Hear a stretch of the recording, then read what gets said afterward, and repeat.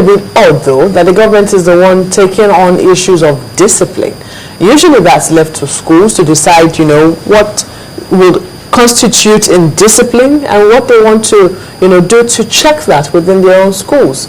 Yes, well, if apparently that's right, but what we met on ground, the state of the education sector we met on ground was so many things were just out of tune. Part of it is this high level of indiscipline. The teachers and the school authorities, they've lost, in quotes, they've lost control. Did they lose it, or the government didn't even let them have it in the first place? Well, that might be. This government came in November 2010. You understand? We met a situation which called for immediate drastic action. Yeah, but it's a basic thing. If the schools were left to handle their discipline issues, they could do it. It does appear as though government is desperate to make this reclassification work, and so we put the committee to ensure discipline. If the school system, if the school authorities, lacked the authority before to enforce discipline, not because of this government, it's they could have been disabled.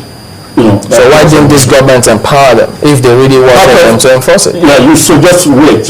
Part of the things the disciplinary committee is coming up with is to look at the reasons why indiscipline is so pervasive. So if the committees come up with that factor, that was schools. But they've had their meetings already. You say they've submitted their recommendations to the government. I am part of the committee on discipline, and we know that we've uncovered quite a few things. One of is the weakened authority of schools. So that has been addressed. But can I just address, because I listened to the interview. Just quickly, I wanted you to tell us about the controversy surrounding the wearing of hijabs.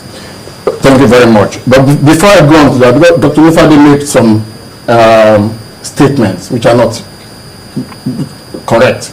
He referred to Muslim public schools, he referred to Christian public schools.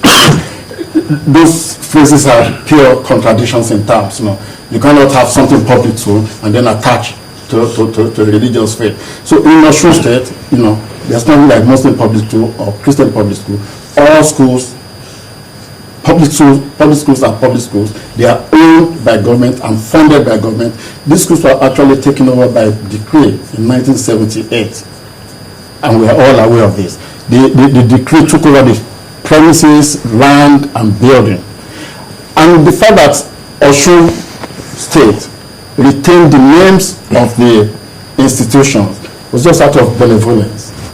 In some parts of the country, in the north, for instance, they took over the schools and changed the names instantly. But we retained the names just, out of respect. I thought he was mentioning that particular matter in relation to the law which he showed us, saying that use of hijab should be extended. He showed you some document which he said was from the government, since 2004. Yeah, is that correct? He showed you. Is that not an operation? Yeah, that's an operation. But let me make this point: this government has not said anything about wearing hijab or not wearing hijab. The matter is in court. Court's last ruling was that status quo be maintained, and the reclassification we kind of followed that guideline. We didn't move pupils from Muslim to Christian, so-called Muslim named. But you merged everybody. We moved pupils about, but we were conscious of that, both religious and cultural issues. The schools we moved, actually in Europe, we moved pupils from St. Mary's, St. Anthony's to Baptist. These are also Christian named institutions. So you were conscious of the fact that even though governments just retained their names and they were only Christian in name and not in ownership or anything else, you were still conscious that that could create a problem. Well, we were conscious of that, but when we did the pupils we moved to Baptist, for instance, where they were coming from, they were wearing hijab. Why do you think that would have, just a moment, sir, just a moment, sir, why do you think that would have created a problem, considering the fact that those schools should have absolutely no influence whatsoever on, those institutions, regardless of whether or not they were Christian named or Muslim named, and they were owned by government? Yeah, well, that's in theory, but, what you've seen, and even listening to the statement of the gentleman that stood up from there, in theory, yes, but in practice, they still carry the notion that the schools belong to missions. So we took into cognizance such sensitivity, which is okay. And the schools which we moved to Iwo Baptist, on the premises, they have 4 streams. They ran 4 schools: School 1, School 2, School 3, and School 4. School 1 was the original Baptist there. We didn't mix them. We didn't put any students there. The other students are in their respective blocks: School 2, School 3, School 4. And these ones were wearing hijab in their donor schools, in the schools where we moved them from. So in terms of status quo, there's status quo in some sense. So what the government has said is, pupils in Baptist 1, which was the original Baptist, they were not wearing hijab before. So we haven't given any authority to students to wear hijab. And I don't think pupils in that school 1 are wearing hijab. We've got Oluwati Lemi. He says, look, the government has set up 5 committees since the implementation of the policy. That itself is an alarm bell. Which are these committees? Well, he hasn't stated them, but I'm not aware of government setting up 5 committees. How many would you say they have? We want to look into discipline, which is mama. If there is indiscipline in school, we must address it. We had one to look at the immediate cause of the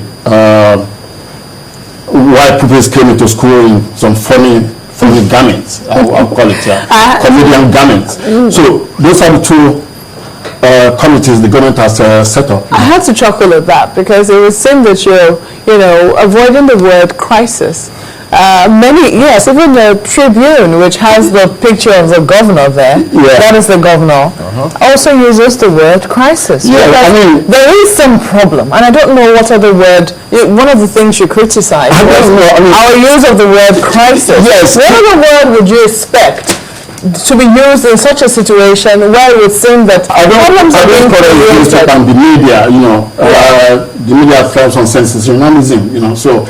Has this been sensational? You just admitted that students were wearing uniforms to school, statistics here. possibly in protest. That's what you've come up with. I gave you the statistics. I have more statistics. But I think another question will be, what is the population of those schools you've mentioned? Well, the population of Baptist, I can still use that as an example.